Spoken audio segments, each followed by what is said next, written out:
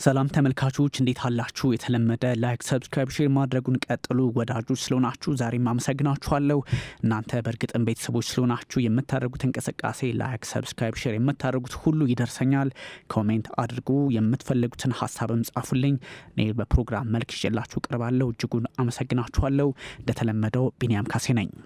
ዛሬም የመካከለኛው ምስራቅ ጉዳይን በስፋት አጋራችኋለሁ። በተለይም እስራኤል የመንን መደብደቧ፣ ትራምፕ ኢራንን ማስጠንቀቃቸው፣ ከዚህ በፊት ልንታረቅ ነው ካሉ በኋላ ለምን ይህን ሀሳብ አነሱ የሚለውን እንዲሁም የኒውክሌር እቅድን ለኢራን ልከናል በሚል ዶናልድ ትራምፕ ሀሳብ መስጠታቸው፣ ከዛም ባሻገር ኢራን ደግሞ እንዲህ አይነት ነገር አልደረሰኝም ማለቷ ነገሮችን መወሳሰባቸውን የሚጠቁም ነው የሚለውን በስፋት አስመለክታችኋለሁ። እስራኤል በየመን 2 ቁልፍ ወደቦችን ሌሊቱን ስትደበደብ ማደሯ የተነገረ ሲሆን በርካቶች ፖለቲካዊ አንደምታው በመካከለኛው ምስራቅ እየተለወጠ መሆኑን የሚጠቁም ነው የሚል አንደምታ ሰጥተውታል። ቤንያሚን ኔታንያሁ ጠቅላይ ሚኒስትሩ ማለት ነው ተጨማሪ ጥቃት ጠብቁ፣ ያ ማለት እስራኤል ላይ ጥቃት መሰንዘር ሁቲ ካላቆመ አሁንም አደገኛው ጥቃታችን ይቀጥላል የሚል መልእክት አስተላልፈዋል። ሆዴዳህና አሳሊፍ የተሰኙ ቦታዎች በተለይም ወደቦች የጥቃቱ ሰለባ መሆናቸውን በላይ አደገኛ መልእክት ለመካከለኛው ምስራቅ ፖለቲከኞች ኔታንያሁ ልከንበታል የሚል ሀሳባቸውን ለማጋራት ሞክረዋል። በአሸባሪዎች መሰረተ ልማት ላይ ነው ጥቃቱን እየሰነዘርኩት በሚል እስራኤል ሀሳቧን ብትሰጥም ከሁቲ በኩል የሚሰነዘረው ሀሳብ ደግሞ አደገኛ የንጹሐን መኖሪያና መጠቀሚያ አካባቢዎች ላይ ወይንም መሰረተ ልማቶች ላይ ነው እንጂ በእርግጥም እሷ እንደምትለው እኛ በምንጠቀምባቸው መሰረተ ልማቶች አይደለም በሚል ማስተባበያ እየሰጠ ይገኛል። ሁለቱ ወደቦች ሁቲ የጦር መሳሪያ የሚያስተላልፍበት ለዛውም ከኢራን በኩል የሚያገኝበት እንደሆነ የእስራኤል እምነቱ ሆኗል። ከአሜሪካ ጋር ስምምነት ላይ ደርሷል እየተባለ ባለበት ሰዓት ሁቲ በዚህ ልክ በእስራኤል መመታቱ ደግሞ አደገኛ መልእክት ለዛ ቀጠና ሰዎች አድርገዋል። በተለይም ሁቲዎች በራሳቸው መንገድ ፖለቲካውን ለመቃኘት በሚጣጣሩበት ሰዓት ዛሬ የጠቅላይ ሚኒስትር ቤንያሚን ኔታንያሁ ኃይሎች ብርታታቸውን አጠናክሮ መቀጠላቸው ነገሩን ወደ ሌላ አቅጣጫ የሚወስድ ሆኗል። እስራኤል በራሷ መንገድ ሁኔታውን የቃኘችው እንደሆነ ቢነገርላትም አሜሪካ ጋር ደግሞ በተለያየ መንገድ ሰጣ ገባ ጀርባ ትሰጣታለች የሚለው ደግሞ ሌላ መልክ እያሰጠው ይገኛል። ሁቲ ከጋዛውያን ጎን ቆሞ ከ2023 ጀምሮ ጥቃቱን እያጠናከረ ቀጥሏል። ነገር ግን እንዲህ አይነቱ ነገር እስከምን ያራምዳል? የእስራኤል ፖለቲከኞች እስከመቼ ሁቲን ደብድበው ይጨርሱታል? አስቸጋሪ ፖለቲካዊ አንደምታ ያለው እንደሆነ እየተነገረ ይገኛል። ከአሜሪካ ጋር ስምምነት ከደረሰ በኋላ ሁቲ በዚህ ልክ ጥቃት ከደረሰበት በምን መንገድ በቀይ ባህር በኩል እንዲህ አይነቱ ውጥረት ይረግባል የሚለው የበርካቶች ጥያቄ ሆኖ የመቀጠሉ ነገር ሳይታለም የተፈታ ነው። ሁቲ እጅግ አደገኛ አካሄድ በዚህ ቀጠና ላይ እየተከተለ ነው በሚል እስራኤል ክሷን እያቀረበች ይገኛል። ሁቲ ከጋዛውያን ጎን ቆም ያለው ቢልም ፖለቲካዊ አንደምታው በኢራን እየተደገፉ እስራኤልን ጫና ውስጥ ማስገባት አሊያም ማጥፋት ነው የሚል ትርጓሜ አለውና እጅግ ውስብስብ ሆኖ እንደሚቀጥል ዛሬም ከትላንቱ ታሪክ መማር ይቻላል። ከ500 በላይ ጥቃቶችን በተለይም የሰው አልባ አውሮፕላን ድሮኖችን፣ ባሊስቲክ ሚሳይሎችን፣ ክሩዝና ሃይፐርሶኒክ ሳይቀር በመጠቀም ወደ እስራኤል ያስወነጨፈው ሁቲ ጥቃትም ጉዳትም ማድረሱ ይህን ነገር የሚያረጋግጥ ነው። በኢራን ይደገፋል በሚል ሁቲን እስራኤል ትከሳለች። ባገኘችው አጋጣሚ ደግሞ ኢራንንም ሁቲንም የመምታት ፍላጎቷ ከጊዜ ወደ ጊዜ እየጨመረ መጥቷል። በኢራን የሚደገፈው ብላ የምትተውም አይደለም።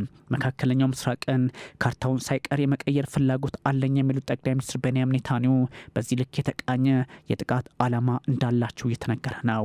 ነገሩ ውስብስብ ነው።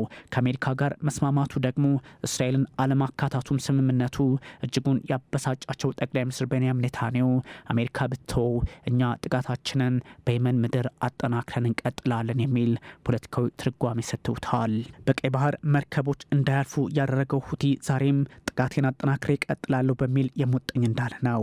ያ ማለት በቀይ ባህር በተለያየ መንገድ እጅግ አሳሳቢ ሆኖ እንደቀጠለ ፍንጭ የሚሰጥ ነው።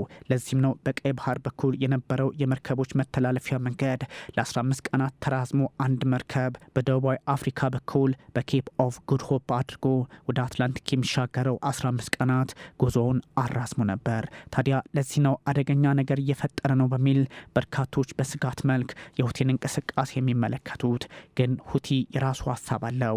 ፍልስጤማውያን ጉዳት እየደረሰባቸው ነው፣ ለእነሱ ነጻነት ስንል እንፋለማለን አሊያም እንዋጋለን የሚል ፖለቲካዊና ወታደራዊ አቋም አለው። የእስራኤሉ ጠቅላይ ሚኒስትር ቤንያሚን ኔታንያሁ ደግሞ ጥቃቱ ጅማሬ እንጂ መቼ አይታችሁ ብዙ ነገር ጠብቁ፣ አሁንም አጠናክረን እንቀጥላለን ማለታቸው የዛ ቀጠና ሁኔታ አሳሳቢ ሆኖ እንደሚቀጥል ግልጽ ያደርገዋል። ኔታንያሁ ጠንካራ አቅማችንን የመካከለኛው ምስራቅ ጠላቶቻችን አላዩትም በሚል ለማጣጣል ይሞክራሉ። መካከለኛው ምስራቅ በዚህ ልክ ውጥረቱ ተባብሶ ከቀጠለ አሜሪካም ሆነች ብሪታንያ ወይንም ሌሎች የምዕራቡ ሀገራት ከማን ጎን ይሆናሉ የሚለው ጥያቄ የሚነሳበት ጊዜ ላይ ደርሷል ቢባልም ያው እንደተለመደው በእስራኤል አይጨክኑባትም ነው።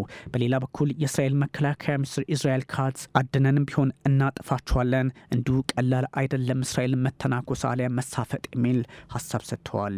የሁቲው መሪ አብደልማሊክ አልሁቲ እሳቸውም ቢሆኑ እጣፋንታቸው የሐማሶቹና የሊባኖሶቹ መሪዎች ማለትም የሄዝቦላዎቹ ነው በሚል ሀሳብ ሰጥተዋል።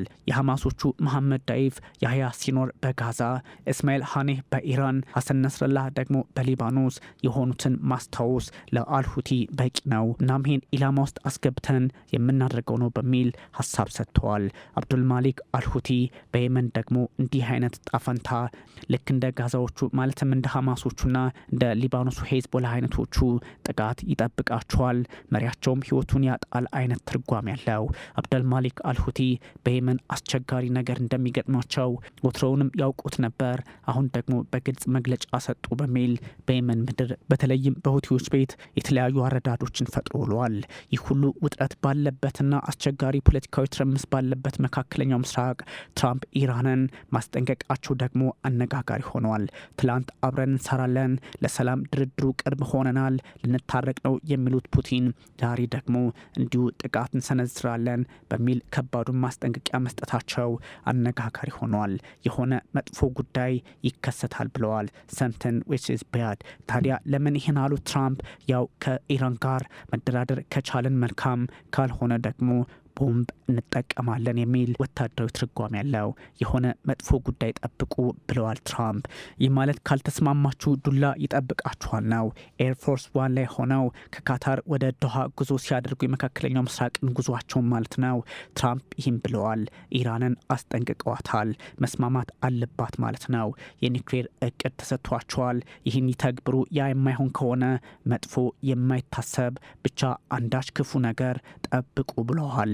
እንዲህ አይነቱ አካሄድ ደግሞ እስከ መቼ መቋጫ ያገኛል? በምን ሁኔታ ሊፈታ ይችላል? ዛሬም ቆም ብሎ ከማሰብ የተሻገረ ላይሆን እንደሚችል እየተነገረ ነው። ኢራን ያልቅላታል የሚሉት ትራምፕ በምን መንገድ በየትኛው የፖለቲካ ስሌትና ወታደራዊ አካሄድ የሚለው አሳሳቢ ቢሆንባቸውም መልኩን የለወጠ ነገር እያመጡ እንደሆነ ተነግሯል። ኢራን እንዲህ አይነቱን ሀሳብ አትቀበለውም። የትራምፕ ደብዳቤ አልደረሰኝም፣ ለማጥቃትም ካሰቡ እኛም ምላሻለን ከማለት ውጪ ሌላ የተብራራ ነገር መስጠት አልቻለችም። የውጭ ጉዳይ ሚኒስትሯ አባስ አራግቺም ያሉት ይሄ ነው። የኒውክሌር ስምምነትን የተመለከተ አንዳች እቅድ ከዋሽንግተን አልደረሰንም። ለምን ትራምፕ ይህን እንዳሉ አናቅም። የፖለቲካ ለውጥ እንደሆነ ልንገነዘበው እንችላለን የሚል ሀሳብ ከቴህራን ፖለቲከኞች በኩል እየወጣ ይገኛል። የኒውክሌር ፕሮግራሟ ግልጽ እንደሆነ ኢራን በተደጋጋሚ ትናገራለች። ለኢንቨስትመንት ወይንም ደግሞ ለኃይል መሰረተ ልማት ለንጹሐን ዜጎች የሚል ትርጓሜ ያላት። አሜሪካ ግን ይህን አትቀበለውም።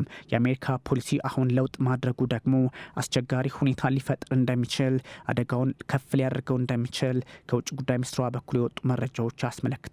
ኢራን እስራኤል በስጋት መልክ የምትመለከተው የሁለቱ ሀገራት ግንኙነት ማለትም የኒውክሌር ድርድሩ አሁን ሌላ መልክ ማሰጠቱ እጅጉን ስኬት እንደሆነ ልቆጥረው ትችላለች። እስራኤል ስጋት እንዳለባት ከዚህ ቀደም በተለያየ መንገድ ሲገለጽ ነበር።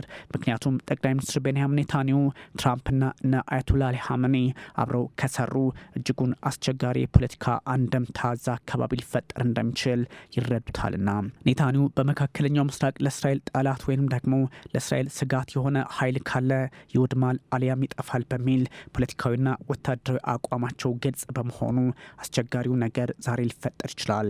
ትራምፕ የሰጡት ሀሳብ ደግሞ ከትላንቱ ዛሬ የተለየ በመሆኑ ድርድር ላይ ነን ተቃርበናል ካሉ በኋላ ኢራንን ማስጠንቀቃቸው በአያቶላዎቹ ቤት አደገኛ መልእክት እንደሆነ ሳይታለ ካለም የተፈታ ያደርገዋል። ኢራን አሁን ማስጠንቀቂያው ደርሷታል። በምን መንገድ ምላሽ ትሰጣለች? ማስጠንቀቂያን በማስጠንቀቂያ ሳይሆን እንደማይቀር ይነገራል። ከዚህ ያለፈውን ነገር ደግሞ ፖለቲከኞቹ ማለትም የቴህራንና የዋሽንግተን ሰዎች ሊፈቱት እንደሚችሉ ይነገራል። 2015 ላይ የተደረሰው የኒውክሌር ስምምነት እንዲሁ በዶናልድ ትራምፕ ውድቅ መደረጉ ሁኔታዎችን አወሳስቦ አስቀጥሏል። ለዚህም ነው 2015 ላይ የቀድሞው ፕሬዚዳንት ባራክ ኦባማ ዴሞክራቱ ያደረጉት ስምምነት ከነ ሐሰን ሩሃኒ ጋር ዛሬ ዋጋ ቢስ ሆኖ ሁለቱ ኃይሎች ወደ ጦርነት ነጋሪት ጉሰማ የገቡት። ይህን ነገር ምን አይነት መፍትሄ ልንሰጠው እንችላለን በሚል በርካቶች ሀሳባቸውን ለማስቀመጥ ቢሞክሩም ዶናልድ ትራምፕ 2018 ላይ ጥለው ሲወጡ ግን ይህን ሁሉ በግልጽ የሚያስመለክት ነበረ። ታዲያ ዛሬ ኢራን ከመቼውም ጊዜ በላይ የተሻለ አቅም እንዳላት ከኒውክሌሩ አንጻር እየተናገረች ይገኛል። ቢያንስ እንኳን 60 በመቶ ዩራኒየም ማበልጸጓ ይህን ያስረግጥላታል። 60 በመቶ ዩራኒየም ማለት አሜሪካ በ1945 የሁለተኛው የዓለም ጦርነት መጠናቀቂያ ገደማ በሂሮሺማና ናጋሳኪ ጃፓን ላይ የተጠቀመቻቸውን አቶሚክ ቦምብ ያህል አቅም ያላቸው እንደሆነ ግልጽ ያደርገዋል። ለዚህም ነው እጅጉን አስቸጋሪ እየተባለ የሚገኘው። እስራኤል ሁኔታዎችን ከግራም ከቀኝም እመለከታችኋለሁ፣ በቀላሉ የማየው አንዳች ነገር የለም በሚል የሙጥኝ እንዳለችባቸው ነው። እስራኤል ታዲያ የመንን ከመምታቷን ባሻገር ኢራንና አሜሪካ የገቡት የድርድር መንፈስ ለራሷ ስጋት ሆኖባታል።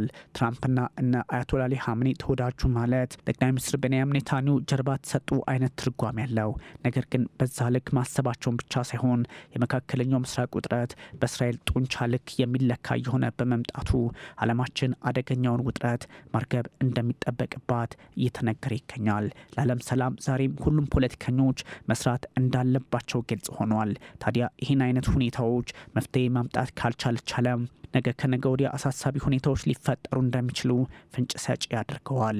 እንዲህ አይነቱ ውጥረት ዛሬ መፍትሄ የማይሰጠው ከሆነ የኢራን ፖለቲከኞችም ከአሜሪካ ጋር ነገሩን አባብሶት ይቀጥላሉ። በርካቶች የሰጓት ሶስተኛው የዓለም ጦርነት ውጤት ዛሬ ሊታይ ይችላል የሚል እንዲህ አይነት ወታደራዊና የጦር አዋቂዎች ትንታኔም እየተሰጠ ይገኛል።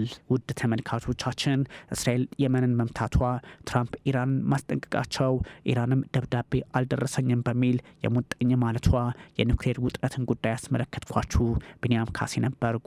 ቸር ጊዜ ሁላችሁ